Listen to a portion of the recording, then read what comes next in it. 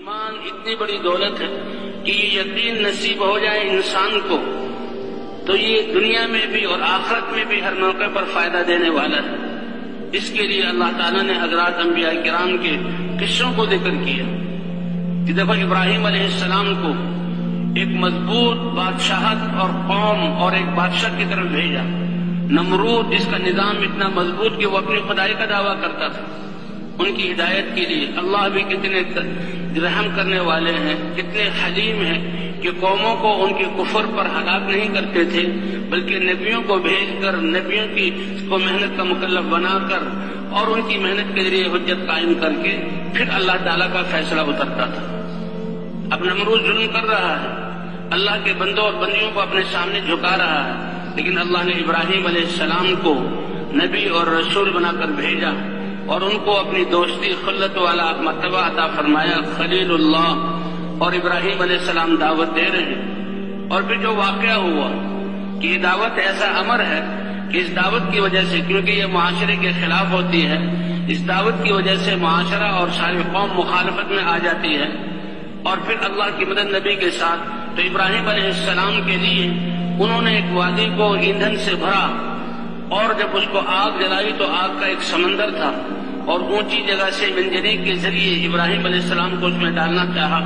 ابراہیم علیہ السلام کو رسیوں سے باندھ دیا گیا اور منجنیق میں بٹھا دیا گیا۔ اب تک تو ظاہری حالات ایسے ہیں کہ جو نمرود اور اس کی فوج چاہ رہی ہے وہی ہو رہا ہے، لیکن اللہ فرماتے ہیں گھبراؤ نہیں، اللہ کی مدد اپنے انبیاء اور ایمان والے اور دعوت والوں کے ساتھ۔ ام حسبتم ان تدخلوا الجنة ولما يأتكم مثل الذين خلوا من قبلكم مستهم البأساء والضراء وزلزلوا حتى يقول الرسول والذين آمنوا معه متى نصر الله ألا إن نصر الله قريب۔ اللہ آزماتے ہیں اور جھنجھوڑا جاتا ہے اور اتنا سخت جھنجھوڑا جاتا ہے، حالات آتے ہیں کہ ایمان والے اور رسول بھی اے اللہ تیری مدد کب اترے گی، یقین ہے کہ تیری مدد ہے۔ اللہ نے فرمایا گھبراؤ نہیں، اللہ کی مدد قریب ہے۔ تو ابراہیم علیہ السلام کو اب جو کفار چاہ رہے ہیں وہ ہو رہا ہے، اگر چاہتے تو اللہ تعالیٰ پہلے ہی ان کو ہلاک کر دیتے، ان کے ہاتھ توڑ دیتے، لیکن سب کچھ منجنیق میں بٹھایا گیا، فرشتے تک آئے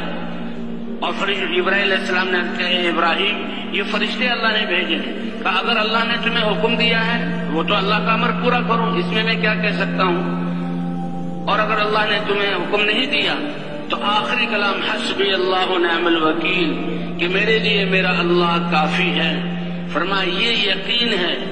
کہ اس یقین کی بنا پر اللہ کی مدد حضرات انبیاء کرام کا اعلیٰ درجے کا، تو حسبی اللہ نعم الوکیل ادھر سے انہوں نے منجنیق کے ذریعے ابراہیم علیہ السلام کو فضاؤں میں لا کر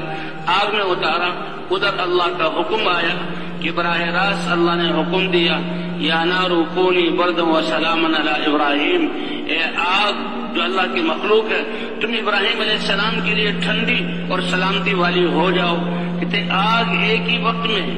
جن رسیوں سے ابراہیم علیہ السلام بندھے ہوئے تھے ان کو جلا دیا اور کھل گئے، اور وہ ابراہیم علیہ السلام کے لیے ٹھنڈی بردن کا حکم آیا کہ ایسی ٹھنڈی جس سے تکلیف ہو، وہ سلامن کی سلامتی والی ہو جا۔ یوں آتا ہے کہ 40 دن ابراہیم علیہ السلام اس آگ میں رہے اور 40 دن کے بعد اس آگ سے نکلے۔ روایات میں یہ بھی آتا ہے کہ جنت سے تخت آیا، اس پر بیٹھ گئے، اسی آگ میں اللہ نے ایک چشمہ چالو کر دیا، وہیں سے ایک درخت اگ گیا۔ اسے پوچھا گیا کہ آپ کی زندگی کے سب سے زیادہ اطمینان والے دن اور بہترین دن کون سے تھے؟ ابراہیم علیہ السلام نے فرمایا کہ آگ میں اللہ نے جو مجھے اطمینان دیا وہ سب سے زیادہ میری راحت والے دن تھے۔ تو یہ یقین کی بنیاد پر، یقین ایسا تو جس کے دل میں بھی یقین آ جاتا، اس یقین کے مطابق اللہ کی مدد، اس یقین کے مطابق اللہ کی مدد۔ اور پھر اب نمرود اور اس کی اسکیم فیل ہوئی۔ ایک روایت میں آتا ہے کہ محل سے اس کی بیٹی بھی دیکھ رہی تھی اور دیکھا کھلی آنکھوں سے، اور قوم نے بھی دیکھا کہ ابراہیم علیہ السلام زندہ ہیں اور بالکل راحت و آرام سے ہیں۔ حضرت شیخ تھانوی رحمۃ اللہ نے بشری میں قصہ لکھا ہے کہ فرعون کی بیٹی، نمرود کی بیٹی، اسے کہا اے ابراہیم یہ آگ تمہیں نہیں جلا رہی، کیا میں بھی اس آگ میں آ جاؤں تو مجھے نہیں جلائے گی؟ کہ ہاں، لا الہ الا اللہ ابراہیم خلیل اللہ پڑھ لو تو آج وہ وقت ہے کہ جس نے کلمہ پڑھ لیا آگ اس کو بھی نہیں جلائے گی۔ کہتے ہیں کہ اس نے بھی یہ کلمہ پڑھا اور وہ بھی آگ کے اندر آئی، آگ نے اس کو بھی نہیں جلایا۔ تو سب سے بڑی دولت، اس لیے کہتے ہیں اللہ نے انسان کو کامیابی دینے کے لیے اس کا دل اور یہ جسم اور اس کے اعضاء یہی سرمایہ ہیں اور یہی کامیابی کا ذریعہ ہے۔ کامیابی کے لیے اللہ نے انسان کو